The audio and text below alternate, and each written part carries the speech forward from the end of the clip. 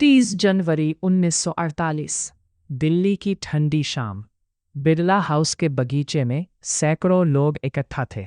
सब एक ही इंसान की एक झलक पाने के लिए इंतजार कर रहे थे।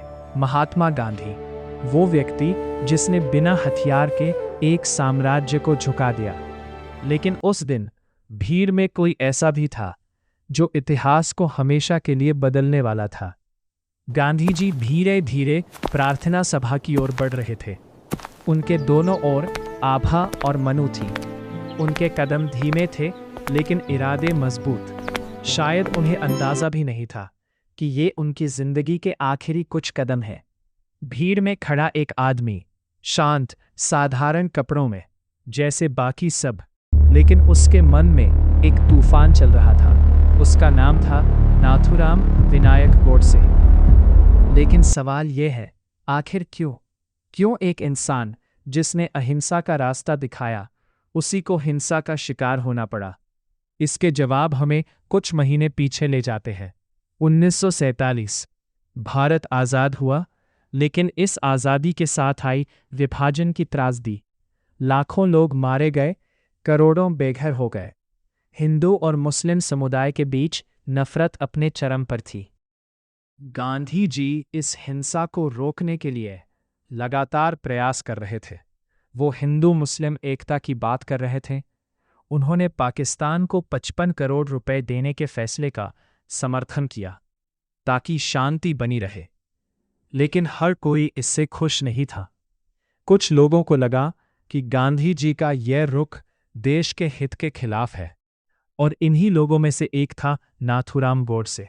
गोडसे एक शिक्षित व्यक्ति था, एक अखबार का संपादक और एक कट्टर विचारधारा से जुड़ा हुआ। उसका मानना था कि गांधी जी की नीतियां भारत को कमजोर बना रही हैं, खासकर पाकिस्तान के प्रति उनका रवैया।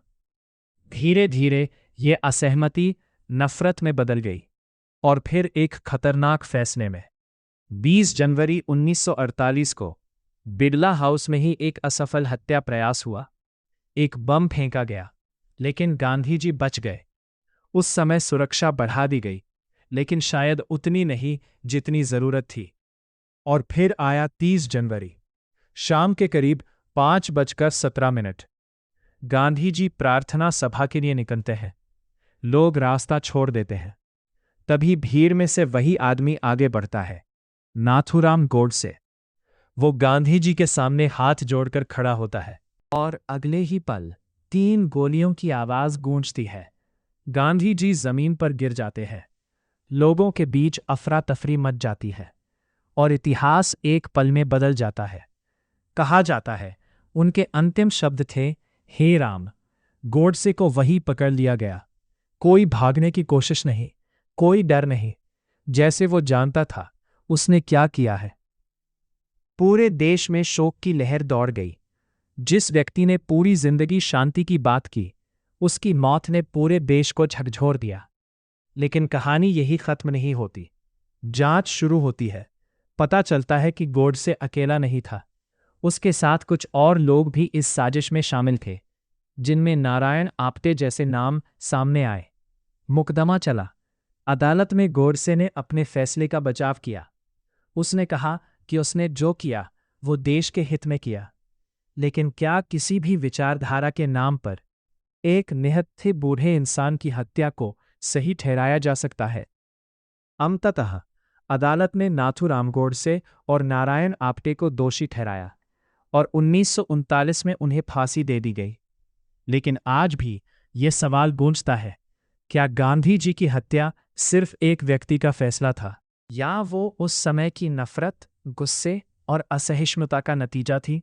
गांधी जी चले गए, लेकिन उनका विचार, उनकी अहिंसा आज भी जिंदा है। उनकी मौत ने हमें एक कड़वा सच दिखाया कि कभी-कभी सबसे बड़ा खतरा बाहर से नहीं, अंदर से आता है। और शायद यही इस कहानी का सबसे डरावना हिस्सा है। एक आदमी, एक विचार और एक पल इतिहास को हमेशा के लिए बदल सकता है।